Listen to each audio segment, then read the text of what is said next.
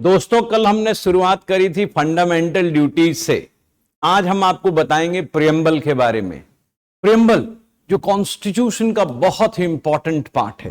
प्रश्न रहा कि प्रियम्बल कॉन्स्टिट्यूशन का पार्ट है नहीं है। आपको पता होगा इन री Berubari union AIR 1960 supreme court page 845 में सुप्रीम कोर्ट ने कहा कि preamble was not part of constitution. But ये गलती हुई थी, सुप्रीम कोर्ट से गलती हुई थी। अब जाकर के Kesavananda Bharati versus state of Kerala में AIR 1973 सुप्रीम कोर्ट पेज 1461 में सुप्रीम कोर्ट ने उस गलती में सुधार किया और कहा कि preamble is part of constitution. तो प्रियम्बल बहुत अभिन्न हिस्सा है संविधान का। और बताऊं ये गलती हुई क्यों थी सुप्रीम कोर्ट से? ये गलती इसलिए हुई थी कि सुप्रीम कोर्ट के समक्ष कोई लॉयर ये नहीं बताया कि इस प्रियम्बल का उसी प्रकार से एडॉप्शन इन एक्शन हुआ है जिस प्रकार से संविधान के सारे भाग का हुआ था। यह भी 3 रीडिंग से गुजरा था, इसको भी उसी प्रकार से स्वीकार किया गया था जैसे अन्य भागों को। And I tell you my dear friends, यहां हुआ क्या था, इस प्रियम्बल को सबसे लास्ट में अडॉप्ट करने के लिए सबसे लास्ट में लिखा गया था। जनरली सारे एक्ट्स के प्रियम्बल पहले लिखे जाते हैं, लेकिन यह प्रियम्बल बाद में लिखा गया था।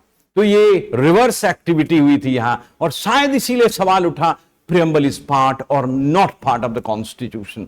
अब देखिए आगे की कहानी। ये प्रियम्बल बहुत लंबा है, यदि आपको नहीं पता है तो जानिए इसमें 84 वर्ड्स हैं। कितने? 84 वर्ड्स हैं।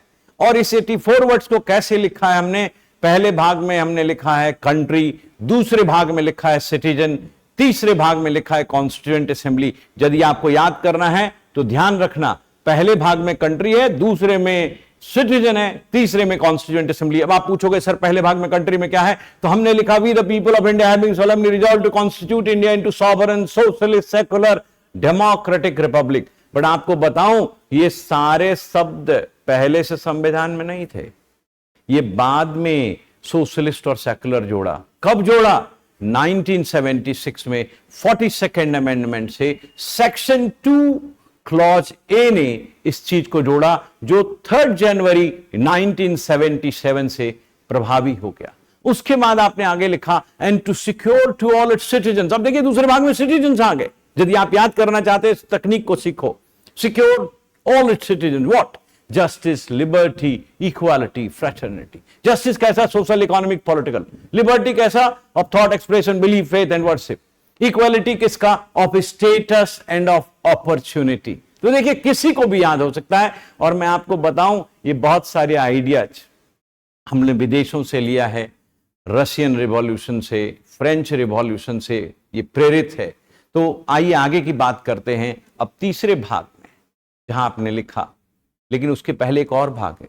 आप सिक्योर कर रहे हैं सिटीजन को, जस्टिस, लिबर्टी, इक्वालिटी, बट उसके बाद आपने क्या लिखा? शब्द बदल दिया, and to promote among them all. आपको दिखाता हूं कितने अच्छे से प्रमोट अमॉन्ग देम ऑल, यहां प्रमोट हो गया। अभी तक ये सिक्योर हो रहा था। किसको? सिटीजन्स को। तो ये सिक्योर किया है हमने जस्टिस, लिबर्टी, इक्वालिटी, और प्रमोट किया फ्रेटर्निटी को, क्योंकि फ्रेटर्निटी यानी भाई बंधुत्व का भाव आप ना सिक्योर नहीं कर सकते। और यदि आपसे मैं एक सवाल पूछूं कि फ्रेटर्निटी को सिक्योर करने के लिए, प्रमोट करने के लिए आपने किया क्या है, इस संविधान में हुआ क्या है, तो मैं आपको बताऊं बहुत सारी चीजें, लेकिन आपको एक यूनिक बात बताता हूं। हमने सिंगल सिटीजनशिप बनाया इंडिया में। हम सब भारतीय हैं, हम हिंदू, मुस्लिम, सिख, ईसाई नहीं हैं, हम सब भारतीय हैं। इसी को कहते हैं फ्रेटर्निटी, भाई बंधुत्व का भाव। अब देखिए आगे लिखा आपने assuring the dignity of individual and unity and integrity। ये दोनों बराबरी पे रखे गए हैं। देखिए डिग्निटी ऑफ इंडिविजुअल और unity and integrity of nation, दोनों को इक्वल पेडेस्टल पे हमने रखा। आप बात को समझिएगा, ये यूनिटी एंड इंटीग्रिटी में इंटीग्रिटी शब्द बाद में आया 42nd अमेंडमेंट से। Section 2B, section 2 clause B से ये आया। ये भी इफेक्टिव हुआ 3 जनवरी 1977 को। देखिए और दीजिए ध्यान।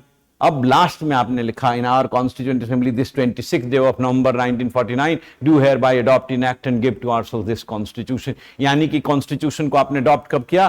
तो 26 नवंबर 1949 को। इनेक्ट कब किया? उसी समय किया, हालांकि इनेक्टमेंट पहले से चल रहा था, कल्मिनेशन उस समय हुआ। आपको पता होना चाहिए इस प्रियम्बल में ये प्रियम्बल जो है, कभी कभी सवाल भी आ जाता है किस चीज पर आधारित है। ये तो जवाहरलाल नेहरू ने एक ऑब्जेक्टिव रेजोल्यूशन लाया था संविधान सभा के समक्ष 13 दिसंबर 1946 को, और ये ऑब्जेक्टिव रेजोल्यूशन जो 13 दिसंबर 1946 को लाया गया था, ये 22 जनवरी 1947 को यूनानिमसली, यानी इसमें कोई विरोध नहीं था। देखिए कैसा हमारा लोकतंत्र, कैसा हमारा देश, एकता का परिचायक, सारे के सारे अडॉप्ट हुए विदाउट एनी डाउट, सारे अडॉप्ट हो गए। तो आप मेरी बात समझ रहे होंगे, प्रियम्बल कैसे ध्यान करेंगे आपको पता चल गया। 3 C's का टेक्नोलॉजी है, ये जो है जस्टिस, लिबर्टी, इक्वालिटी है। जस्टिस 5 प्रकार का, जस्टिस 3 प्रकार का, लिबर्टी 5 प्रकार का और इक्वालिटी 2 प्रकार का, और फिर फ्रेटर्निटी की बात, और फिर लास्ट में आपने कहा हम इसको अडॉप्ट करते हैं।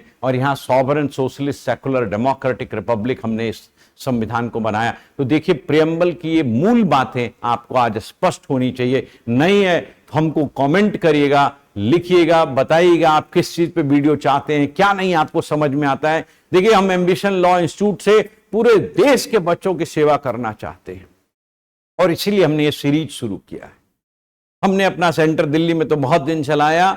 हम एम्बिशन पब्लिकेशंस के तहत बहुत अच्छे बैरक्स एंड बुक्स कॉम्पिटिटिव ला रहे हैं। आपको पता होगा बहुत सारे PYQs का सॉल्यूशन लाते हैं, बैरक्स लाते हैं हिंदी में, अंग्रेजी में। अब हमने पटना में एक सेंटर खोला, SKU बोरिंग रोड पर, SKU सेंटर 6ठे तल पर एम्बिशन लॉ इंस्टीट्यूट यहां है। हम बिहार जुडिशरी की, बिहार APO की, क्लैट की तैयारी यहां करा रहे हैं। आप आइए, हमसे जुड़िए, हमारे वेबसाइट ambitionlawinstitute.com को विजिट करिए। हमारा सेंटर कोलकाता में भी खुल गया है, देहरादून में भी खुल गया है, दिल्ली में तो ऑलरेडी हम हैं। आप सबों से आग्रह है, आप आइए, हमसे जुड़िए और हमारे ज्ञान का लाभ लीजिए। और हम ऐसे ही वीडियो बनाते रहेंगे। आप लाइक और शेयर करते रहिएगा, हमें बताते रहिएगा और क्या आपको चाहिए, हम उस पर भी वीडियो बनाएंगे।